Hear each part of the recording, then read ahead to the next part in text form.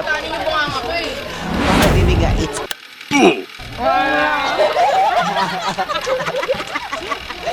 Marami po ito alam sa buhay talaga. Pakihayin nga po.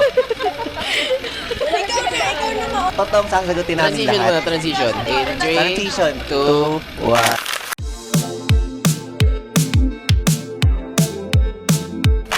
What's a recent realization you have had? Hi guys. Parang hindi ka kayang sagot eh. Next question. Wala pang realization. Maglagay ka ng kaya nga tayo nag-tinap. Kanin yung bunga nga ko eh. Baka bibiga, it's ASMR. Guys, pakinggan nyo yung lasa ng Yum Burger sa bunganga ko. Ang sarap talaga ng Jollibee Yum Burger. Sagutin ko na. Nag-iinarte ka naman. Lahat na huwag ka nang sumali. Kasi ba't may masasagot? Ang sagot ko ay I realized that life is not so okay.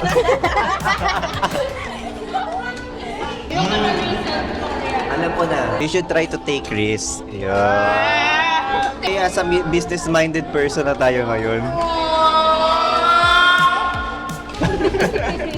Ano yung pinaka-kinakatakutan mo? Yung mawala siya.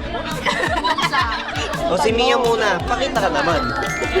Kung hindi about that, takot akong mag-fail. In what? Life in general. Kasi meron akong sinet na at the age of ganito, ganyan. Parang lagi ko siyang iniisip yung future ko. Kaya takot akong ma-fail ko yung sarili ko. Si Agit ni. May gumagano ni Tama, may audience, tumatawa, normal.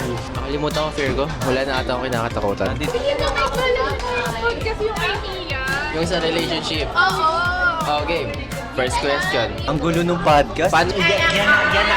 Ito na itanong ako na magbabasa. Describe a moment that made you feel like a real grown-up.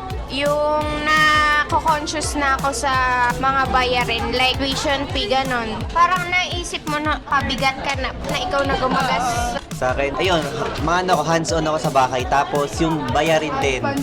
Sa amin din kasi ako na mostly nag-handle ng bills. Pero hindi ako yung nagbibigay ng pera. Ayun, napapakinabangan na nila ako doon.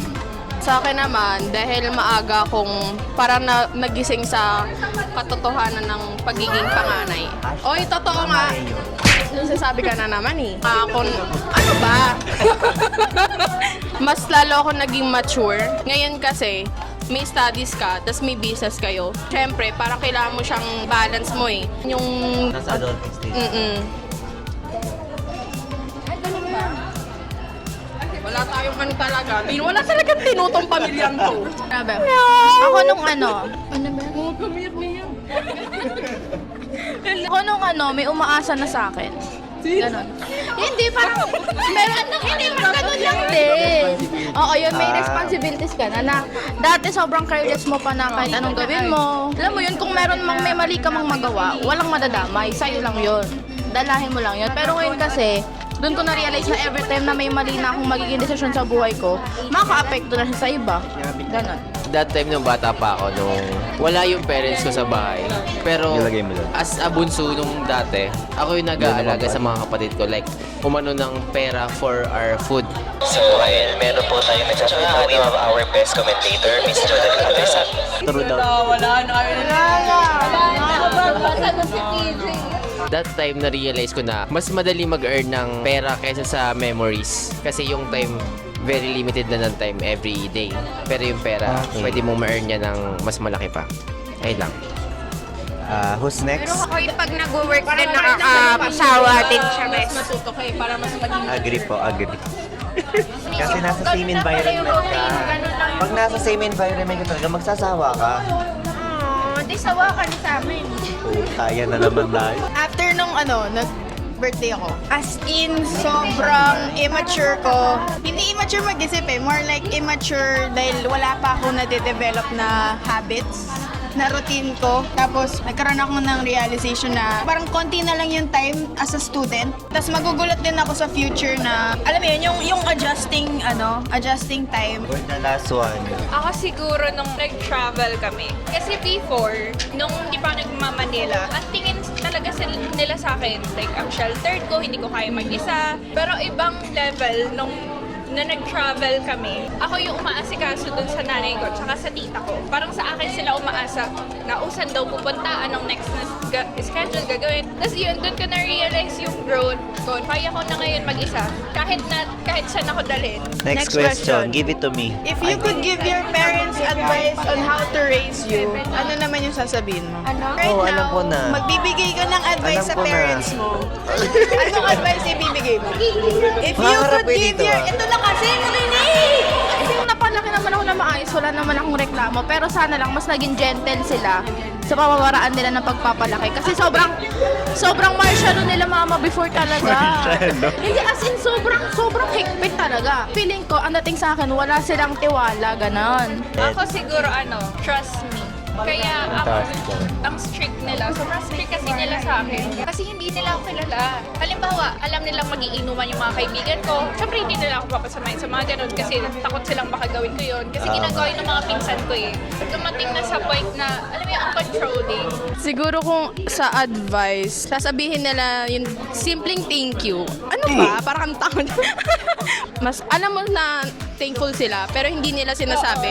Na-adapt ng kapatid mo. Mahirap kasi kapag gusto mo rin magsabi sa kanila, parang nakakahiya. Tsaka parang tanggapin kung ano yung meron sa anak. Kasi meron akong kapatid, dalawa sila, tomboy. So parang syempre, parang nahihirapan pa silang i-adapt na ganon. Hindi rin sila kasi sa akin nagsasabi kasi feel siguro nila na i-judge ko sila. Kasi parang mama ko eh. Hindi, ano naman? Para maging open din yung mga anak. Yung sa akin, siguro yung pinagsama-samang thought na nung mga to na magkakamukha lang na yung openness sa communication. Kasi sa amin, hindi kami open pero parang dinadaan namin sa kwela. Hindi kasi sila ganun ka-vocal sa amin kaya yung parang support hindi mo ramdam. Oo, pero alam mo. Oh, merong hindi mo feel. May support pero hindi mo Iba feel. yung ramdam mo eh. Kuya ko yung gumagawa lahat na ipinagbabawal. Kaya pagdating sa amin, nasa amin higpit. So napapasa sa amin. Ayun na, openness sa yung trust. Dapat lagi araw-araw may communication sila sa mga anak nila. Like, kamusta yung araw mo, ganun.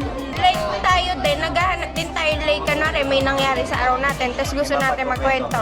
Tayo na lang mag-open na, uy, ganyan, alam mo ba may nangyaring ganyan. Kasi mapipil din naman nila kung okay yung anak nila or hindi. Ako parehas lang. Ganun din. Communication din. Halos same age lang siguro mga parents natin. Parang ganun kasi yung way ng paglaki nila. Siguro nga, siguro nga. Kaya sa atin, Kasi ang konti na lang namin, literal 3 na lang kami, pero di pa kami nag-uusap-usap. In a way, close naman kami ng parents ko. I mean, hindi close naman na makakapagkwentuhan nga kami ng very casual. Halimbawa, yung kaya kong i-share sa kanila yung struggles ko, hindi ko magawa. Parang nahihirapan akong i-communicate sa kanila yung ganun kalalim na. As a married couple, hindi rin naman Sige sila lang. nag-uusap minsan. Parang, alam mo yun, Sa akin naman guys, masasabi ko yung let me live my life. Ako yung pinaka-skillful sa buong family. Hindi, I mean, Ano ka? sa kanila binigay lahat ng responsibilities. Parang naging change ako sa bahay and lahat ng responsibilities ko na dapat sila gumagawa. And so, ginagatekeep nila ako sa mga path na hindi ako aware and hindi rin sila aware. Kaya, ayun, hindi ko rin talaga na-enjoy. if you could, would you rather spend a day with your younger or older self? Younger, masaya pag bata, Ako walang older. problema. Curious ako ano bang mangyayari sa akin in the future? Ano ba yung future stream? older kasi mapipit ko din sa'yo. Oo, mangyayari din. Oo nga.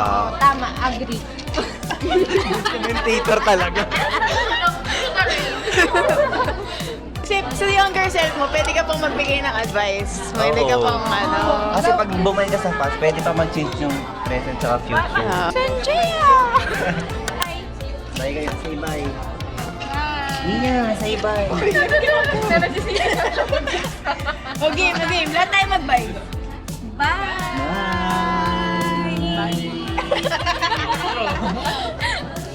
Ano? Wala, ang ganda niya ate.